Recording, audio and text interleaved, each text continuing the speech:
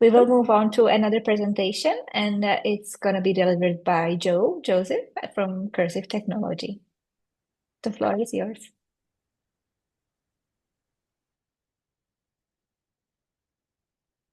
Awesome. Thank you very much. Yes, Joseph Tebow. Good afternoon, good morning, good evening. I'm here in Baltimore, Maryland. Rainy day, kind of cold out, but excited to give you all presenting. Hopefully, everybody can see my screen now. Yeah. Take that as yes. Okay, great. So, what is Cursive? So, really, it is a focus on student writing, which I think is critical today. Concern for many people across academia, and I'll bring you up to speed in terms of kind of where I started, why we focused on the technology that we are focused on. But really, it is we use AI and machine learning to focus on the writing process by students, which I think is a better solution than kind of what the incumbents provide out there.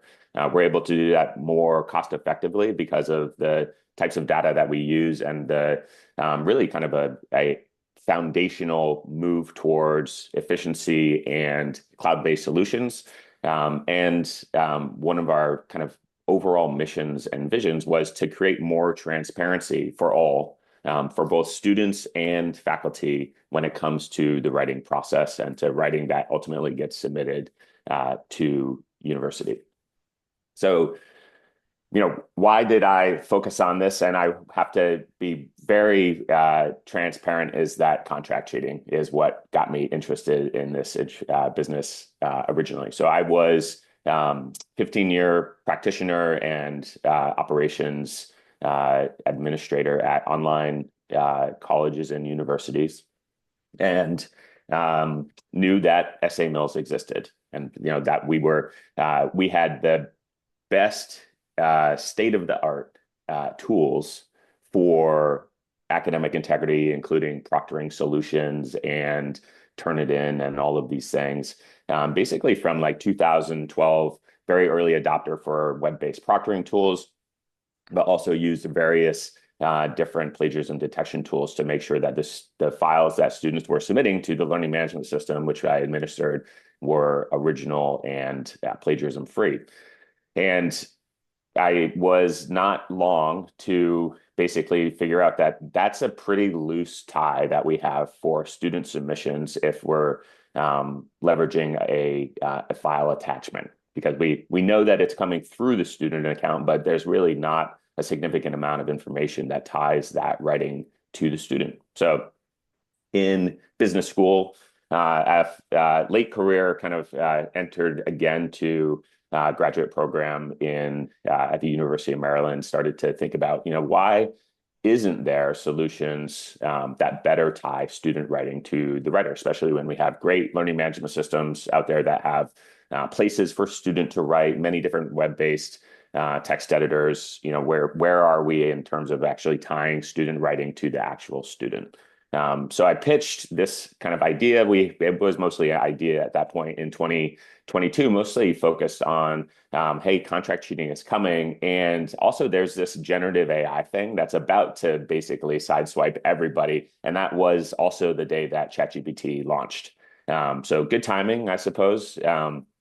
Now, we really didn't start focused on a specific technology, but on really that this is a problem that was in need of a solution. And we started looking at various types of solutions like cameras or revision history or passive data collection in the like Safe Exam browser or Secure Exam, or solutions like that might help to solve this problem for teachers in ways that took care of or prevented contract cheating. So that's where we got started. But to put some level setting on the context, there's a significant number of students that engage in contract cheating, but then we have this kind of secondary or now most important thing, which is like it appears that writing is no longer trusted in academics. There's a significant distrust from both sides, right? Students distrusting that they might be subject to AI detection, students, teachers distrusting any writing that's coming in because in a sense is like there are detection tools. We all are told that detection tools don't work. So it's hard to understand how to do this. How do we rebuild this type of trust or transparency into the system? And these all things being true over the last 2 years, yet college students on average still are submitting like 60 plus pages of written text per year, right? So we have this burning pain, but not a lot of solutions for this. So there's a devaluation of the written word, which I think is very sad, and that I take to, but that's one of the things I hope to work on continuously. There is this idea of kind of a lack of trust back in the classroom. If you talk to students these days, there's a lot of anxiety over how much can I use AI in my writing or in my work in general, and then a lack of trust from faculty where it's like, I know that significant amounts of the content that I might be reviewing are not done by the guidelines that we're trying to set. So I've been following this very closely. The kind of the original idea and like our initial ideation was to try to focus on these issues and try to build this back. So um, things have changed a lot. I've been at this for about 18 months. A lot of that has been in very deep like research and development of what type of solution we're going to bring to bear to the market. So what we have focused on is very old technology. So in 1980, Rand Corporation actually put out a study, and they said, the way that people type on a keyboard, that appears to be a biometric or a signature that can be tracked and verified for authentication, but other purposes, right? And that's a fact. That is not something that is proprietary to Cursive. It's just a natural state of things, which I think is both very, it's elegant, it's really interesting. There's baggage, mostly because it's tied to key logging, which is like got a bad term in many places. The fact that it is a biometric also should raise awareness in terms of like security and privacy. But now, I don't mean to discount those, but I want to talk about the benefits of this, of helping to tie student writing to the actual writing process and what we can learn. So we have basically created an algorithm that can verify that it is the same writer session to session. It's not an identity verification process. We are just making sure that the same writer is accessing wherever the controlled environment, meaning a text editor, is being accessed. And we do that through basically a secure API, everything encrypted, both in transit at rest. We don't have to know the student. We don't collect additional structured PII from the actual system. We're just trying to verify that you have information that it is, and you have confidence that it continues to be the user which was first authenticated to your learning management system or to wherever they're doing their writing. We can do this with about 400 keystrokes, which is not a lot, right? So you can do it within about 100 words, and that provides a basis for continuous verification across the whole semester or a year. And that is only one of the things that we're focused on. So that's the solution that I brought to solve kind of contract cheating. But what's evolved since has been pretty significant. We're now focused on writing quality, all sorts of information that we can provide about the context of student writing to both the student and to the teacher about the writing process, editing, all sorts of the things that help to explain kind of where the student writing skills are, in addition to ensuring that we're fighting contract cheating. So it started not the best looking website, which I think for a lot of startups, that's what happens. It was pretty ugly. We use Tiny MCE, which is like one of the most dominant text editors on the planet. It has the tools to collect this data built in, right? So this is the fact that we're just leveraging kind of open source aspects of well-documented text editors that are out there, that many of which also collect some of this information you may have just not realized in the terms and conditions that you're already subject to some of this. We intentionally kind of created and collected this information from college students on campus. We set up in the business school of University of Maryland and collected data directly from students, engaged them at the same time to talk about that we believed that this was our hypothesis was that this was possible. We collected data, two samples. Students were very willing. We got lots of data from students directly as we were engaging them, talking to them about both essay mills, talking to them at that point, not a lot about AI, but it was there was a lot of awareness on campus of kind of what was occurring. And students are super interested in kind of the feedback that they can get in real time about the writing process that we're able to extract from this data. What you're seeing on the right is basically a confusion matrix, which is which was the first test of our initial data verifying that can we pick out individuals from a mixed bag approach of the writing. And this is when you see this kind of solid line from left to right diagonal, that's really good indication that we're seeing that we're able to verify the student again and again. Now that's like I said, it's a session to session verification rather than kind of like comparing to see like, is this match any of the 20 samples we have? That's not what we're doing. It's more of the creating a consistent chain of thinking and of verification throughout the process. It was a difficult learning curve. I think anybody working in ed tech, very hard to do. In the US, and the relevant for this community and kind of in general, essay mills are actually not really well talked about. It is, in the US higher education market, I would call it a dirty secret. Administrators know, student conduct offices know, but it largely is not an active kind of discussion among circles of how do we address these things. So that has been it's been interesting to work internationally also, is that we're talking to many people in Latin America, in Australia, New Zealand, and elsewhere where that's well known, more well documented that this is the case, where we don't get like crazy looks when we bring these things up.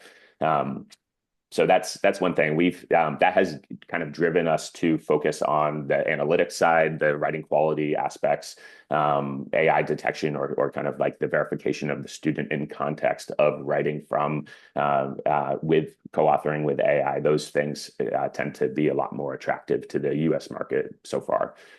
Number two, in terms of learning curves, is that selling to individual schools is very hard.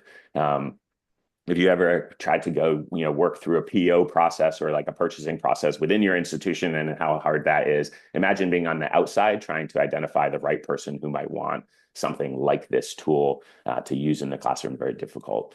And then the last thing I'll kind of throw out as my kind of hot take on this information is that for writing, I actually think keylog data tends to be is the most valuable data that we currently don't collect. There's significant research into writing quality, into cognition that are all tied to this data, which largely is only collected currently in like a clinical setting, which is not authentic learning.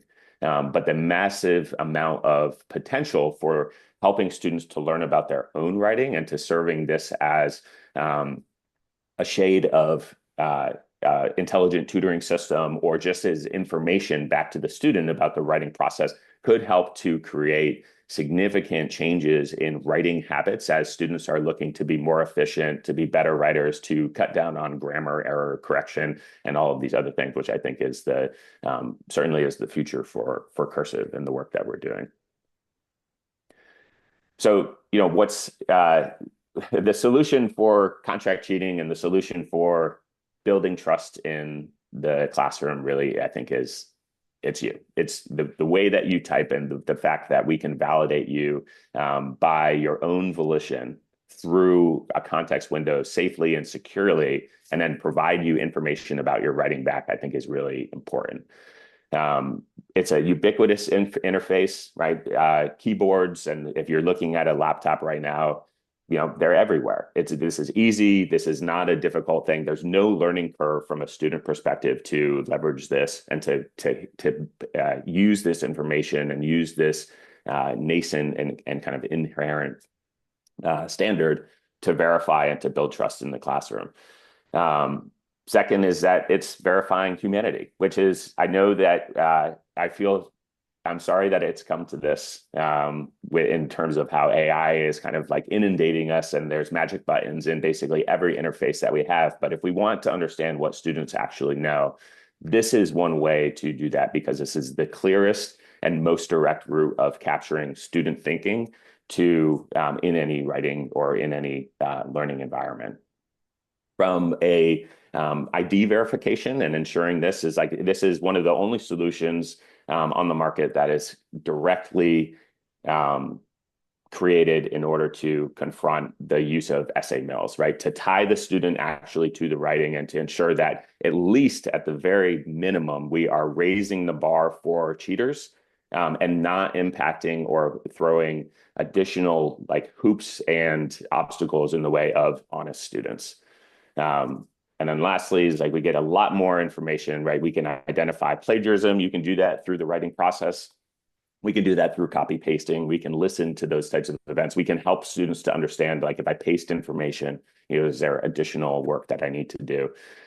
We add new metrics to writing, which I think is kind of never done before. There's a significant amount of and growing research body into writing quality. And then we also, like I said, it can be predictive of quality, mostly using that information right now to give that back to students. So what we built is an integration to Moodle learning management system. I've worked with Moodle for almost 20 years.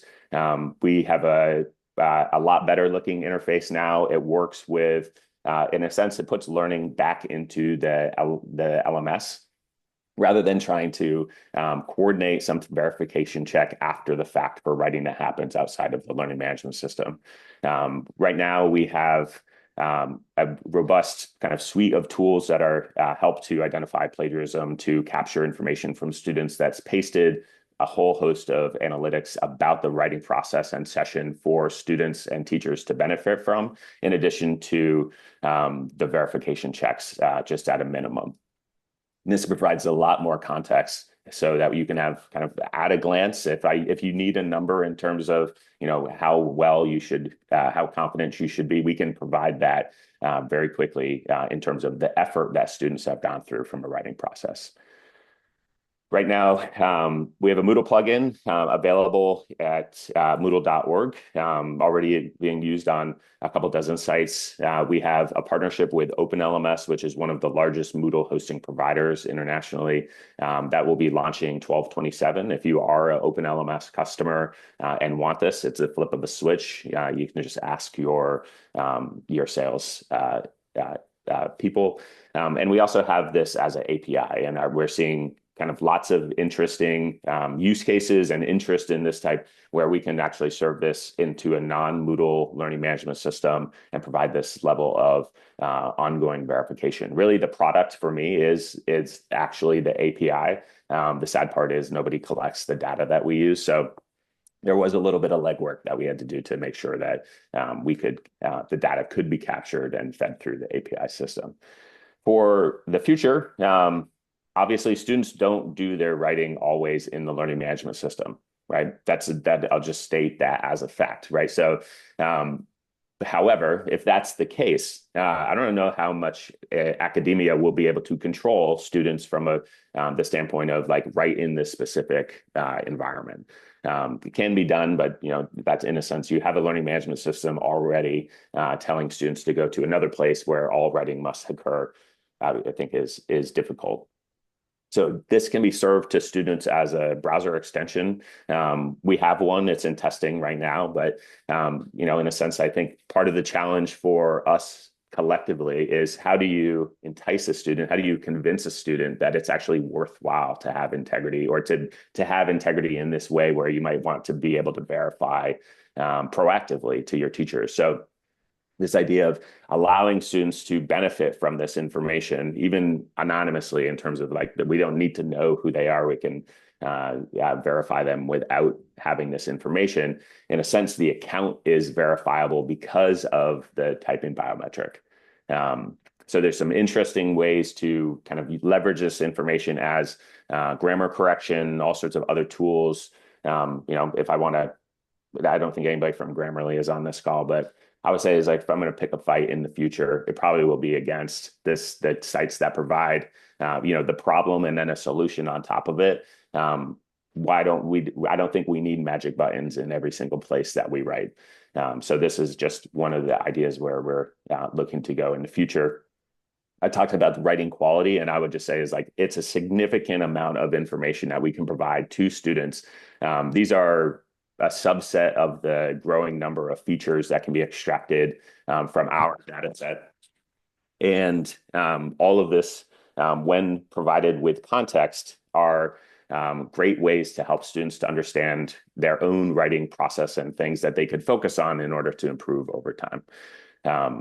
Lastly, I'll say is like what things that I worry about in the future and what we're working to solve for now is that generative AI agents or AI agents are coming very quickly. And I would say is like being able to differentiate them on your learning management system is going to be a prerogative before you know it.